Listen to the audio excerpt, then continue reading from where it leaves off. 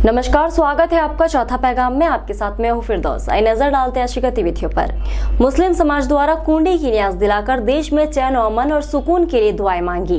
इस दौरान बच्चों ने खीर पूरी का जायका चखा।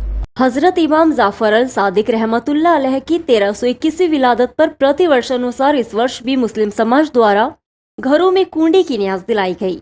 हर साल इमाम जाफर साहब के नाम से ये न्याज दिलाई जाती है, जिसमें खीर पूरी मिट्टी के कुंडों में रखकर न्याज दिलाई जाती है और छोटे छोटे बच्चे और बड़े एक दूसरे के घर जाकर तबर्रुक खाते हैं। शहर में जगह जगह लोगों ने अपने घरों में न्याज दिलाकर रस्म अदायगी की। खास करके बच्चों में त्योहार को देखकर खासा उत्साह देखने को मिला।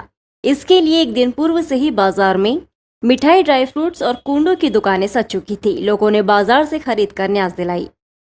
असदुद्दीन ओवैसी की पार्टी ऑल इंडिया मजलिस इत्तेहादुल मुस्लिमीन को बड़ा झटका लगा है।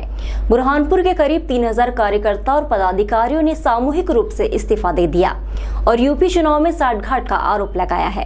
हैदराबाद से लोकसभा सदस्य और AIMIM यानी ऑल इंडिया मजलिस इत्तेहादुल मुस्लिमीन के अध्यक्ष असदुद्दीन ओवैसी की पार्टी को बुरहानपुर में बड़ा झटका लगा है। यहाँ पार्टी के 15 से अधिक पदाधिकारियों के साथ 3000 से अधिक सदस्यों ने एक साथ प्राथमिक सदस्यता इस्तीफा दे दिया। दरअसल पार्टी पदाधिकारी कार्यकर्ताओं का आरोप है कि पार्टी के नेता यूपी चुनाव में भाजपा से साठगांठ कर 100 सीटों पर चुनाव लड़ रहे हैं। पूर्व में भी इसी तरह साठगांठ के आरोप लगे हैं। मध्य प्रदेश में संगठन का विस्तार नहीं किया जा रहा। AIMIM के पूर्व संभाग अध्यक्ष डॉक्टर फरीदुद्दीन काजी ने कहा, हम पार्टी से 2019 से जुड़े थे। पिछले एक साल में 3000 सदस्य बनाए, लेकिन मायूसी हाथ लगी। हमारा मकसद पिछड़े समाज के लोगों का उद्धार करना था, जिन पर सरकारें अत्याचार करती है। इसलिए पार्टी का दामन थामा, लेकिन यहाँ भाजपा की सरकार मजबूत है। उसे अल्पसंख्यक और मुस्लिम वोटों से कोई खतरा नहीं। इसलिए मध्य प्रदेश में AIMIM संगठन खड़ा करने के लिए रुचि नहीं दिखा रहा है। इससे ऐसा लग रहा है कि साठगांठ है।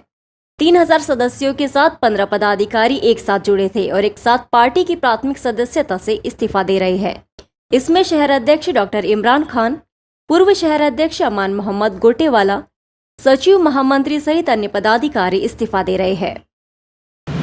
देखिए, आज प्रेस वार्ता लेने का उद्देश्य ये है कि विगत 3 वर्षों से 2019 से हम लोग जो है तो मजलिस इत्तेहादुल मुस्लिमीन से जुड़े थे और पिछले एक साल में हमने तकरीबन यहाँ पे 3000 सदस्य बनाए और इस वक्त जो है 3 साल पार्टी के साथ जुड़ के रहने में हमको मायूसी हाथ लगी है। हमारा मकसद ये था कि पिछड़े हुए जो समाज के लोग हैं या जिन लोगों पे भारतीय जनता पार्टी जैसी सरकारें अत्याचार करती हैं, ऐसे लोगों के उद्धार के लिए हम जो है पार्टी का दामन हमने पकड़े थे। लेकिन कहीं ना कहीं इन 3 सालों के अंदर आज हमको ये एहसास हो रहा है कि यहाँ पर चूँकि भारतीय जनता पार्टी की सरकार बहुत मजबूत है और उसको अल्पसंख्यक के मुस्लिम वोटरों से जो है कोई खतरा नहीं है, इसलिए हमारी पार्टी के लोग भी जो है या पार्टी के जिम्मेदार या आला कमान जो है यहाँ पर संगठन खड़ा करने के अंदर रुचि नहीं दिखा रहे हैं। कहीं ना कहीं ये इस बात की तरफ इशारा करता है कि इनका भारतीय जनता पार्टी से साठगांठ है। इसलिए हम जो है ऐसी पार्टी के साथ में नहीं खड़े रह सकते हैं जो भारतीय जनता पार्टी के पीछे से समर्थित पार्टी हो। बुरहानपुर जिला अस्पताल को एक और सौगात मिली है। लगभग 1 लाख की जांच मशीन जिला अस्पताल में आई है, जिसमें महिलाओं के जिस्म की आंतरिक बीमारियों का पता लगाया जा सकता है। 32 करोड़ की लागत से बने बुरहानपुर जिला अस्पताल में धीरे धीरे सुविधाएं जुटाई जा रही है।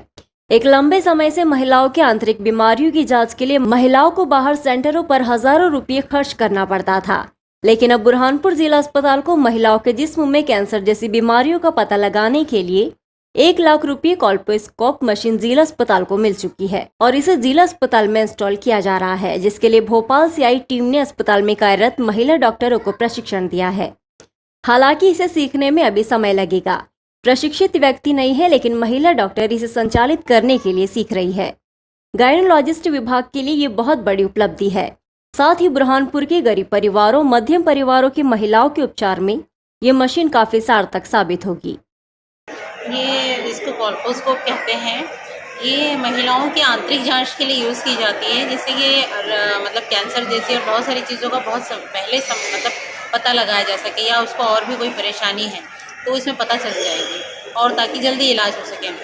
बाहर कितने फीस लगती है इसकी? और इसके बाहर हर प्राइवेट सेक्टर अपना अपना चार्जेस रखता है, कोई 3,000, कोई 4 से 5,000 और भी ज़्यादा भी रखते हैं कई लोग। यहाँ निःशुल्क हो सकता है? यहाँ निःशुल्क होगी ये जांच। मतलब कितनी बड़ी उपलब्धि मानते हैं आप अस्पताल के लिए? ये तो बहुत बड़ी उपलब्धि है और स्पेशली गायनी डिपार्टमेंट के लिए तो बहुत बड़ी उपलब्धि है। स्थानीय सेवा सदन महाविद्यालय में उर्दू सेमिनार का आयोजन किया गया, जिसमें देश के पहले शिक्षा मंत्री मौलाना अब्दुल कलाम आजाद की असली मानवीयता विषय पर 2 दिन तक देश के वक्ता व्याख्यान देंगे। स्थानीय सेवा सदन महाविद्यालय के उर्दू फारसी विभाग द्वारा 2 दिवसीय नेशनल सेमिनार का आयोजन गुरुवार से किया गया, जिसमें देश भर के 8 राज्यों से आए 25 शोधार्थियों ने रिसर्च पेपर प्रस्तुत किए। कॉलेज के उर्दू फारसी विभाग की ओर से आयोजित इस सेमिनार में वक्ताओं ने देश के पहले शिक्षा मंत्री अब्दुल कलाम आजाद की असली मानवीयता विषय पर अपने विचार रखे। नेशनल सेमिनार का शुभारंभ गुरुवार सुबह 10 बजे सेवा सदन शिक्षा समिति के अध्यक्ष तारिका वीरेंद्र सिंह, प्रोफेसर ख्वाजा मोहम्मद इकरामुद्दीन, जवाहरलाल नेहरू यूनिवर्सिटी दिल्ली ने किया। इस दौरान 8 राज्यों के शोधार्थियों ने रिसर्च पेपर प्रस्तुत किए गए। नई दिल्ली के सहयोग से महाविद्यालय के उर्दू फारसी विभाग द्वारा 2 रोज़ा राष्ट्रीय सेमिनार का आयोजन किया जा रहा है, जो कि मौलाना अबुल कलाम आज़ाद की असली मानवीयत के तहत है। इस सेमिनार में करीब 8 स्टेट के 25 मकाला निगार शोधार्थी जो है उपस्थित रहे हैं। अभी ये शुभारंभ कार्यक्रम चला है, जिसमें जवाहरलाल नेहरू यूनिवर्सिटी के प्रोफेसर डॉक्टर ख्वाजा इकराम साहब और मेहताब आलम साहब, हमीदुल्लाह खान साहब ये तशरीफ़ रखते थे। उसके साथ ही इस प्रोग्राम की सदारत हमारी सेवा सदन शिक्षा समिति की अध्यक्ष श्रीमती तारिका वीरेंद्र सिंह ठाकुर साहिबा ने की। आज 2 बजे एक अदबी सेशन होगा, उसके बाद में कल एक अदबी सेशन होगा और कल 11:30 बजे इस प्रोग्राम का जो है समापन समारोह होगा, जिसमें डॉक्टर मेहताब आलम जो कि भोपाल से तशरीफ़ लाए हैं वो अपनी बात रखेंगे, डॉक्टर हमीदुल्लाह खान साहब अपनी बात रखेंगे। इसका क्या उद्देश्य है सेमिनार? देखिए, मौलाना अबुल कलाम आज़ाद एक ऐसा व्यक्तित्व है जिन्होंने हिंदुस्तान में आज़ादी के लिए जद्दोजहद की है, साथ ही शिक्षा के क्षेत्र में बहुत बड़े बड़े काम मौलाना आज़ाद द्वारा किए गए। यही कारण है कि मौलाना आज़ाद की योग्यता को देखते हुए स्वतंत्र भारत के आपको पहला शिक्षा मंत्री बनाया गया। उनके विचारों को, उनके द्वारा लिखे गए कार्य को, उनके द्वारा किए गए कार्य को जो है यहाँ पर अलग अलग शोधार्थियों द्वारा लाने का प्रयास किया गया।